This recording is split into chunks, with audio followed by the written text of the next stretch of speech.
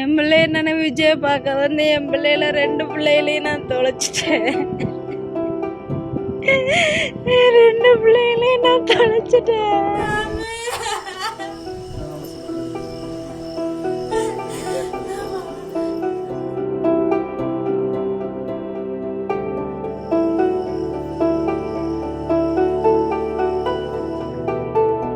நான் 4 பிள்ளைகளை கூட்டிகிட்டு போனேன். மணி இங்கேருந்து நான் வீட்டில் இருந்து கிளம்புறப்போ மணி 5 மணி இருக்கும்.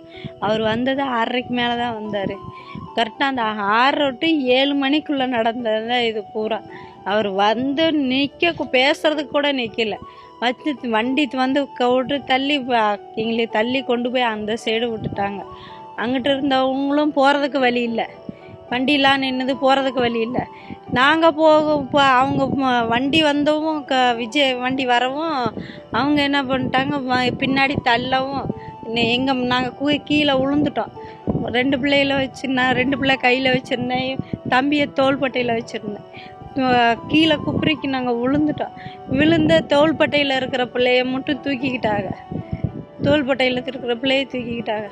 மீதி 2 பிள்ளைங்க குப்புரிக்கு கீழே விழுந்ததில் எனக்கு மயக்கம் வந்துருச்சு. எனக்கு சுயநலவே இல்லை. அப்புறம் எந்திரிச்சு பார்த்தா என் பிள்ளைகளை காணும். எங்கே போச்சுன்னே தெரியல. ஆளுக்கு ஒரு மூலையில் தொலைவிட்டு வந்தேன். அப்புறம் என் வீட்டுக்காரர் வந்து வழியே தொலைவினார். கிடைக்கவே இல்லை. நான் ஒரு பக்கெட்டு இருந்தேன், என் பையன் ஒரு பக்கெட்டு, என் பிள்ளை ஒரு பக்கெட்டு, ஆளுக்கு ஒரு பக்கெட்டு இருந்தேன். 2 பிள்ளைகளை மட்டும் காணோம். கடைசியில் மேலே சீட்டியில் உட்காந்துருந்தார். நான் ஒரு 10-20 பேர் சீட்டியில் உட்காந்துருந்தார். அந்த சீட்டி உடஞ்சி கீழே விழுந்து அது பிள்ளைய மேலே விழுந்து மிதித்து கொண்டு விட்டாங்க. என் பிள்ளைய அப்படியே வச்சு மூச்சு திணறி பிள்ளைய அந்த இடத்துல இறந்து போச்சு. அப்புறம் ஆஸ்பத்திரி ஜிஹெச் கூட்டிகிட்டு போய் நாங்கள் அங்கே போய் பிள்ளை எங்கே இருக்குதுன்னே தெரியாமல் நாங்கள் வழியே தொலைவி அதுக்கப்புறம் ஜிஹெச்சுக்கு போய் அங்கே போய் பார்த்ததுக்கப்புறம் தான் ஒரு பிள்ளை இறந்து போச்சு அப்படின்னு சொன்னாங்க. இன்னொரு பிள்ளைய சீரியஸாக இருக்குதுன்னு ஐசியூ கூட்டிகிட்டு போனாங்க. அங்கே கூட்டிகிட்டு போய் ஐசியூவில் பார்க்காங்காட்டி அந்த பிள்ளைய இறந்து போச்சுன்னு இது போஸ்ட்மார்ட்டம் கொண்டு போயிட்டாங்க. என் பிள்ளைய என்னென்ன விஜயை பார்க்க வந்து என் பிள்ளையில 2 பிள்ளைகளையும் நான் தொலைச்சிட்டேன். 2 பிள்ளைகளையும் நான் தொலைச்சிட்டேன். எதுவுமே இல்லை, தண்ணி வசதி எதுவுமே கிடையாது. போலீஸு அதிகமாக இல்லை, எங்கேயோ ஒரு பக்கத்து தான் இருந்தாங்கன்னா போலீஸே அதிகமாக நான் கண்ணில் பார்க்கல. எனக்கு யாரும் தெரியல. போட்டு கும்பலில் எதுவுமே தெரியல. போட்டு கீழே வச்சும் எங்களுக்கு கீழே தள்ளி விட்டு அமுத்துறதுனால மயக்கம் அடைஞ்சிட்டேன். தெளிஞ்சு பார்த்தா என் பிள்ளைகளோ ஒரு பிள்ளைகளோ கூட காணோம். பெரிய பிள்ளை மட்டும் தான் வந்து பார்த்தா அம்மாவை. மித்த பிள்ளைங்க ஆளுக்கு ஒரு மூலையில் போயிடுச்சுங்க. நான் எங்கே போய் தொலைவுறதுன்னே தெரில. அதுக்கப்புறம் என் வீட்டுக்காரர் வந்துதான் தொலைவி எங்கே போட்டு ஏன்னா ஒரு பக்கத்து போய் தொலைவி பிடிச்சி என் பிள்ளைய ஒரு பக்கத்து தொலைவி பிடிச்சி மீதி 2 பிள்ளைகளுக்கு ஆஸ்பத்திரி கூட்டிகிட்டு போயிட்டாங்கன்னு சொல்லி அங்கே போய் பார்த்தா என் பிள்ளைகளை போனம்மா தூக்கிட்டு வந்துட்டேன் வீட்டுக்கு. நான் சொன்னா கேட்க மாட்டேன்டாலுங்க என் பிள்ளை. நான் விஜயை பார்க்கணும், சென்னைக்கே கூட்டிகிட்டு போகிறீங்க. இல்லை இங்கே விஜய் வீட்டுக்கு பக்கத்தில் தானே வர்றாங்க. ஏன்னா விஜயை பார்க்கணும் 3 அடம் முடிச்சு கூட்டிகிட்டு போச்சுங்க.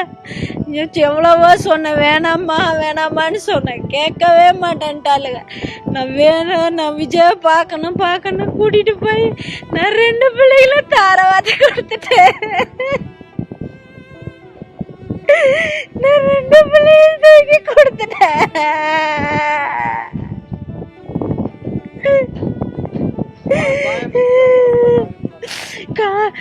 சின்ன பிள்ளைக்கு காயம் இல்லை, நடு பிள்ளைக்கு மட்டும் இங்க இருந்த இடத்துல காயமா இருந்துருது.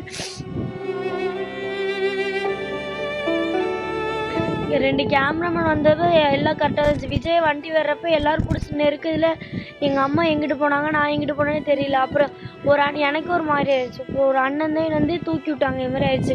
அப்புறம் அம்மா கீழே விழுந்துருந்தாங்க, பக்கத்தில் சின்ன பொண்ணு இருந்தான்.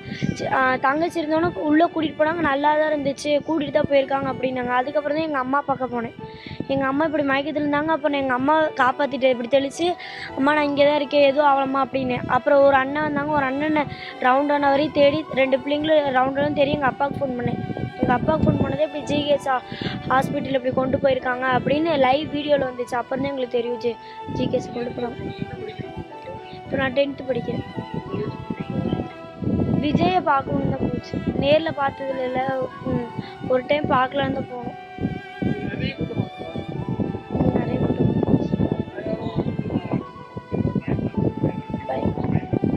அப்படி பிடிச்சி அழுத்திட்டாங்க. அப்படியே மேலே இருக்கவங்களே கீழே விழுந்துட்டாங்க. எனக்குலாம் மூச்சு திணற மாதிரி ஆயிடுச்சு. அப்புறம் ஒரு அண்ணன் தான் காப்பாற்றினாங்க.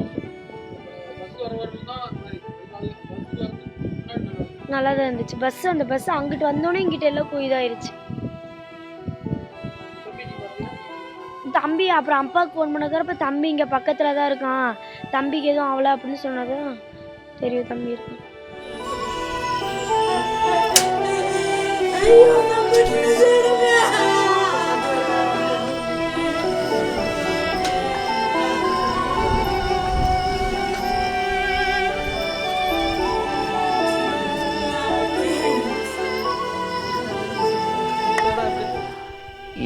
பாதை குறுகலான பாதைங்க சார். கும்பல் கட்டுக்கடங்காத கும்பல் எப்படி அந்த பாதையில் கொண்டு வந்து அடைக்க முடியும்?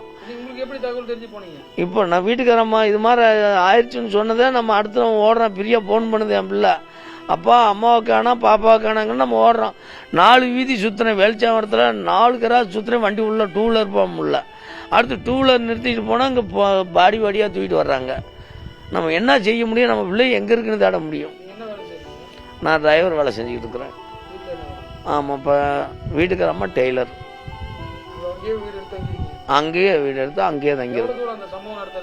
அதுக்கு ஒரு 1/2 கிலோமீட்டர் கூட வரும். 1/2 கிலோமீட்டர் கூட வரும். ஆமாம் சொல்லிட்டு போனாங்க. பெரிய பொண்ணு வந்து விஜய் மீட்டிங்கு போனால் அம்மா வேண்டான்னு சொன்னேன். இல்லை நான் விஜயை பார்க்கணும் அப்படின்னு பெரிய பொண்ணோட இதுதான் போனது. அதான் நடந்தது. ஆனால் பெரிய பொண்ணு தான் விஜயை பார்க்கணும்னு விரும்பினது.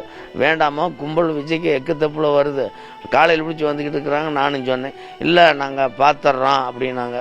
என் பிள்ளை 2 பிள்ளையை பறி கொடுத்தது தான் மிச்சம். எது என்ன விஜய் சார்பில் எங்களை யாரும் சந்திக்கவும் இல்லை, பேசவும் இல்லை.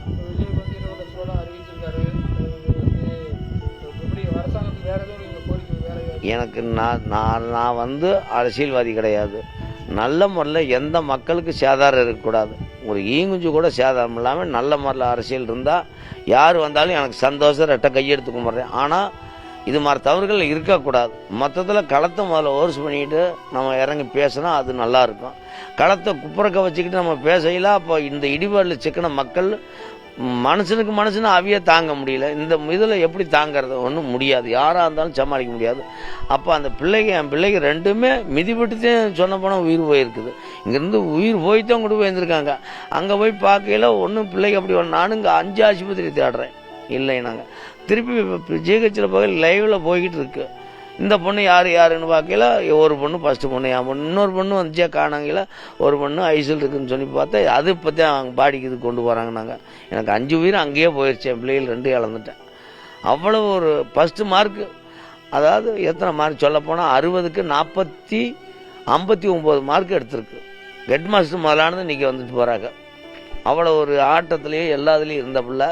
அந்த பிள்ளை இழப்ப அந்த ஸ்கூலுக்கு அவ்வளவு தூரம் இந்த பிள்ளையை இப்படி விட்டுட்டோமே அப்படின்னு அவங்களே சங்கடப்படுறாங்க. எனக்கு இது மேலே பேச வரதுக்கு ரொம்ப நன்றிங்க.